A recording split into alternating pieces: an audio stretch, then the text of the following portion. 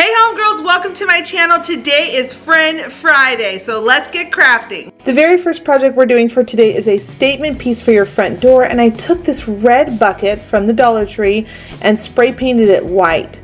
The other things you're going to need are 4 wooden hearts, a foam block, 2 bags of rocks, and then some really long painter sticks. You can pick this up from home improvement stores. I think it's $1 for these 3 long ones. Once you've got all your supplies ready, and there's going to be a couple things we're going to add towards the end, but that's to get us started. You're going to take your wooden hearts, cut off the twine or ribbon that are on them, and then you're going to use some hot glue to fill in the holes and then just wipe away the excess and rub off anything that you don't want there. Then you're going to take some white paint and pink and mix together a color you'd like. If you already have something in a bottle that you like, you can always use that too. But go ahead and paint all of your 4 hearts on one side. You could do both if you want to do both, but this is going to be at the front door and no one's ever going to see the back side of it. Once everything is off to the side and drying, we're going to move back over to that red bucket that we spray painted white. This is the coolest technique ever, and if you've never tried it, can I recommend trying it? It has such a great result when you're done. All you're going to do is start with the base of white, and then you're going to next go with a dark gray and your paintbrush, and you're just going to tap on that color all over where it looks very spotty and splotchy. Then you're going to add in some more white, mix that together, and then go ahead and do the same thing again. You don't want to completely cover the whole surface because you want that white to be showing through. As you are building up these layers, you're creating a galvanized tin bucket. This thing was only $1, and if you've ever bought a tin bucket, you will know that they're very expensive. So then as you're moving up, you're going to just keep adding in the next light layer. So I'm almost at the point where it's a very, very faint gray going into a white, and I'm just going to tap around very lightly towards the end. Your layers are going to get less and less, as well as the amount of paint that you're putting on the surface, because you want to make sure all the colors are showing through. Don't forget to do the handles and the top parts where you will see it. Once your bucket is dry, go ahead and take your foam square, put some hot glue on the bottom of it, and by some I mean a lot, and then take a bag of rocks and put it right on top and let it sit there for about a minute or 2 to make sure everything bonds well. Then you're going to take some more hot glue, put it on the bucket's bottom, and then go ahead and drop in your bags of rocks. Having the mesh on there is going to help the rocks all stay in place, and it's going to help the mesh bag bond to the hot glue you just put at the bottom.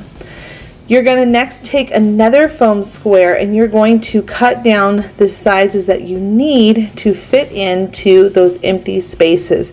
We want to make sure we fill it all in, and it's really important to make sure everything is in there snug so it doesn't move. Next, you're going to take some of the letters from the Dollar Tree and you are going to put whatever you want on the front. I've decided to go with Flower Shop and put roses on there. And then here's a tip, they don't have a cent sign, so what I like to do is take a C and then 2 L's. I cut off the long parts of the L's and I lay them on top of each other to make a long band. You're going to see me do it right here. I lay them on top of each other, and then I just put them right over the C and it creates a cent sign. Once you've got everything in place and you like it, go ahead and take some ModPodge and rub it all over to seal your letters on so they don't ever peel off. While the bucket is off to the side drying, you're going to move back over to the hearts because they should be dry at this point.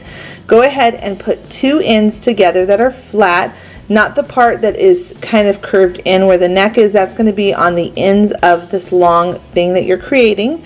And then you're going to take that 3rd stick, you're going to put some more hot glue and put that right on top of them. This is going to make it be a really sturdy long stick to be able to put your hearts on next. Then flip it over and you are going to place your hearts the way you would like them to be, hot glue them down, and make sure again you're being generous because you want them to stay on there. Now this next step is optional, you don't have to do it, but I happen to have a staple gun on hand, so I went ahead and just used my staple gun and used that to make sure that everything stays in place with the hot glue and where it really won't come apart, but the hot glue will hold together really well and do great outside in the weather. I've done it before and didn't use a staple gun. Okay, the next part is we could leave these hearts as is, but I felt that they looked a little flat and I wanted to bring them to life a little more, to weather them.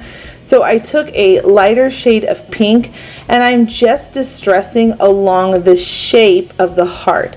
So I'm staying along those edges, making sure when I do go into the center, I'm curving it to kind of create a depth look. Remember, friends, you do not have to be a great painter to do these kind of things. It's just trying and having fun. Once you've got your hearts all dry, go ahead and add a bow to the top of the stick, and you can use whatever ribbons you want. These ribbons are all from the Dollar Tree right now. One was from the wedding section, the Easter section, and the floral section.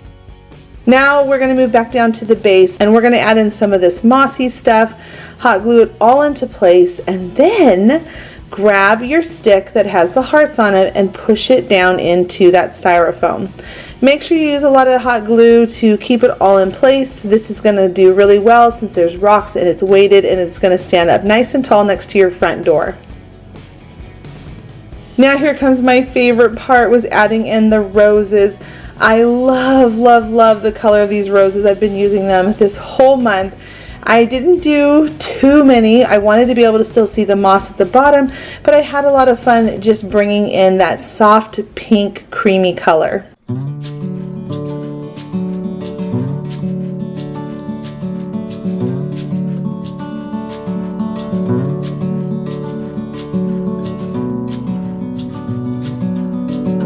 Today for my Friend Friday, I have some really talented friends that are joining me. They all have so many different styles, and I know that you are going to enjoy them. Now, if you don't know what a video hop is, let me explain really quick. At the end of my video, there will be a link that you can go to down below my description box, and when you click on that link and you go to that next person, she will then show her crafts, and at the end of her video, link you to the next person. And after you've gone through all of those links, it will come back around to me. This is such a fun concept because it is going to introduce you, our viewers, to many more crafters here on YouTube. Sometimes there are brand new crafters and their channels are just not being seen, and they deserve to have eyes on their channels. So I hope you will enjoy this hop today. Make sure you hop around to everyone and give them all some love and let them know that I sent you. I really am torn knowing which one is my favorite project that I did for this video today because I love all three of these so much. I took this sign. Now I used this one a couple days ago in another project. You might have seen it. If not, I'm going to link all of those videos down below. But go ahead and pull off the metal heart, and this one successfully did not rip or do anything weird to the actual sign, which was great. Once I had that off and the ribbon, I took some cream paint. It's a very ivory kind of creamy color, and I painted it all over the surface. When it dried, I went back in with some white and then started adding that in with a nice dry brush effect.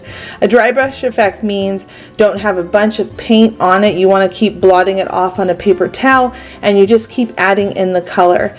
Now I know that some people will say, well, I'm not good at painting, and I will tell you, can I give you a pep talk? Can I tell you that every artist started somewhere? Everyone had the trial and error of just getting to know themselves with paintbrushes. It is okay if you make a couple mistakes. You can always paint the thing white and start over. And that's what a lot of artists did before they learned their own personal techniques. So just have fun with this. This is not one of those things where really you can mess it up. Just keep adding layers, and if you don't like it, add more white and start over. I will say too, I almost forgot to mention, I did take a little bit of a sandpaper and just kind of roughed it up some more so that more of the layers in the paint kind of showed through. Alright, we're going to move on to the flowers. Now, because we've just painted this board, it's completely dry at this point. Hot glue does not always want to bond well to paint, especially if it hasn't been drying for 24 hours. So what I did was just sanded down a little bit on a spot to get a jumping point so that my flowers bond really well to the board. I don't want anything to fall off or have any problems. So go ahead and add in a nice amount of hot glue, and these ferns, I've already talked about them. Friends, they're so beautiful. They're at the Dollar Tree. All of these flowers are from the Dollar Tree. A tip with my roses, I like to bring the flower leaf all the way up to the flower's head, And then I take a pair of pliers and I bend the wire down so that the rose is facing out towards you, not up towards the sky. This really changes the effect on your projects when you're doing it. It makes things feel more lively and real and just so pretty.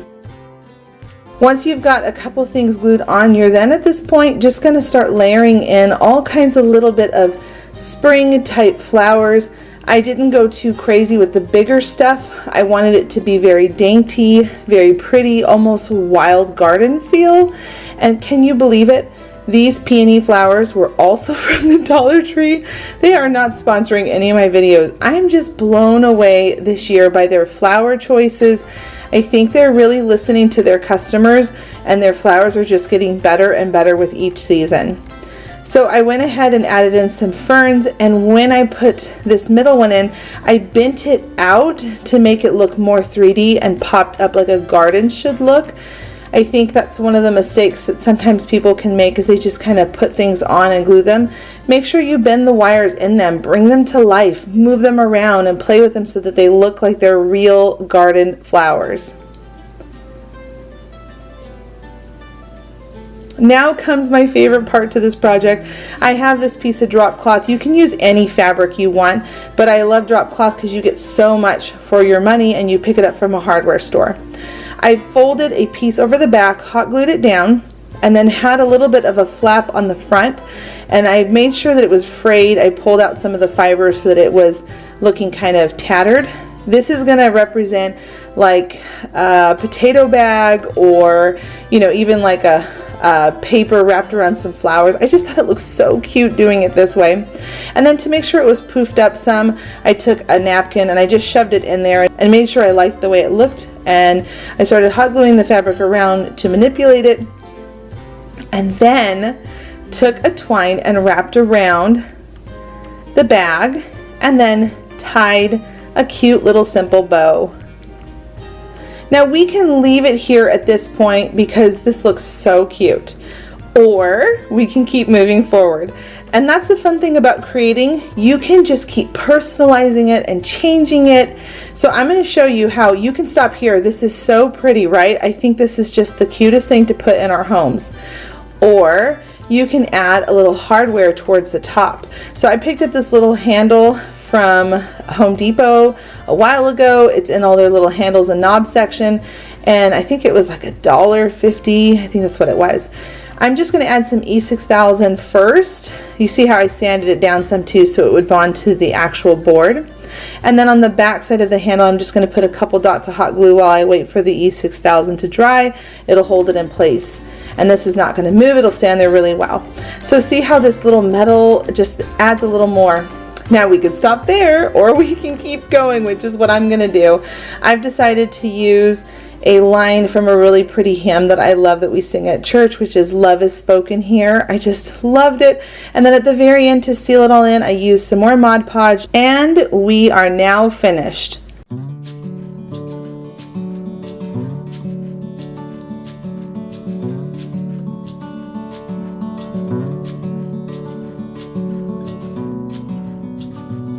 If you're new to my channel, don't forget to click the subscribe button and give this video a thumbs up if you are enjoying what you are seeing. And if you have an Instagram account, I would love it if you swung by and said hello. I love connecting with other crafters just because it's a more personal place over there to get in conversations. Plus, if you make any of these DIYs, please do pin and tag me over there. All right, let's move on to our third and last project for today. We are going to be using these supplies, and could you just die over those buttons? They are so cute. They had these at the Dollar Tree too. All of these supplies, except for the felt, obviously, because they don't sell felt there quite yet, all came from the Dollar Tree. So the coolest thing I figured out about these signs is that when you take off one of the ball ends, they have these dowel sticks in their craft section that fit perfectly inside. So I went ahead and snuck it in on one side with some hot glue, took some pliers, cut it down to size, and then put some more hot glue to make the rod longer. Now I'm going to be able to turn this into a really darling advent calendar for Valentine's Day. The size I'm going to be cutting with my felt is 17 by 25 inches, just in case you were wondering what would fit on that bar. And then I took a 1.5 inch of this tan strip of felt, and I'm just going to cut some scallops. I'm freehanding this. I didn't do a perfect job on them. Not every scallop is perfect. Then I'm going to go ahead and take some ribbon and cut that down to size because I want that to be where the rod is hanging on to the advent calendar. Now comes a really fun part. You're going to add on those scallops by putting a bead of glue all along the edge of that one white fabric. Now I forgot to mention it, you're going to be cutting out 2 of those because you want to have a back and a front. So once you've got all of your scallop pieces all on and hot glued, you're then going to take that second piece of that 17 by 25 white felt, and then you're going to just simply hot glue it all the way around and down into place. Make sure that you don't push too hard because the hot glue can bleed through on felt. I like to just lightly tap it. Now we're going to take some of their lace that they have in the floral section at the Dollar Tree, and I love this stuff. I use it on so many projects. I just think it's so pretty. That's what the container looks like, or the spool looks like that you can buy it with. Once I've gone all the way around the edge, I moved back up to the top where I'm going to now insert the bar in my little ribbon slips, or little slats, or whatever you would call that. And I'm so sorry, you guys, I did not have a wide zoomed out on this because you can't see that I'm gluing back on the little balls on the end of the bar. So sorry about that, but I took off the twine and then I'm going to repurpose it to create little loops on the back side. Now you could keep it tied, but I just felt like it was kind of bowing the bar a little bit, so I decided to do these 2 little loops on the opposite ends of it, and this looks really great hanging up. Next, we're going to create a heart template with some wrapping paper. I've said this before, I love using wrapping paper because there's a grid line on the back. You're going to want your heart to be wide and chubby. And that's because you're going to be turning these into little pockets. Now here's a tip. If you are going to be using any pattern fabric, make sure you cut out enough to have a back and a front, so that way it looks really finished, plus it stiffens up the fabric a little bit more so it's the same thickness as the felt. The colors I went with were a soft pink, a taupey tan color, and that really cute buffalo check gray and white. Now when you're gluing down your hearts, remember to only glue down the sides and then go up a little bit on the side of the heart like I'm doing here, but don't glue the middle part because you're going to turn these into pockets in just a few minutes.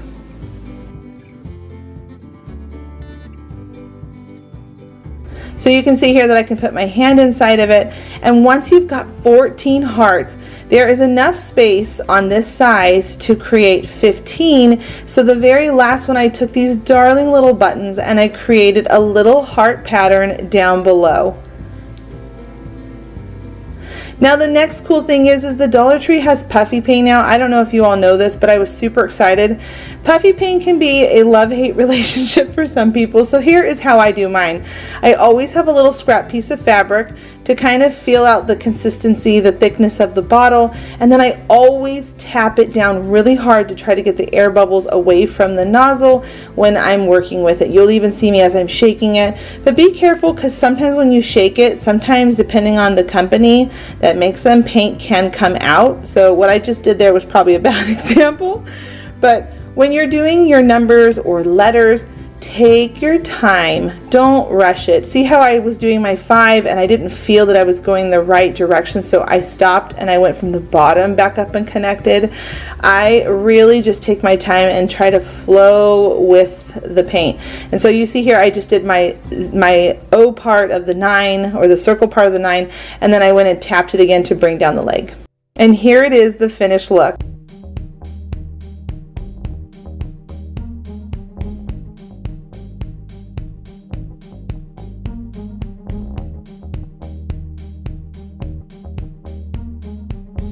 Leave a comment down below to let me know which was your favorite craft I did today. All throughout the month of January, I am focusing on the theme of Valentine's Day. I have been putting out lots of fun crafts on Monday and Fridays. If you're interested in more crafts, make sure you check out some links down below and at the end of this video. Now that my video is completed, don't forget to click the link down below in the description box to the next girl in the DIY hop today. Thanks for being a friend, and until the next episode, bye homegirls!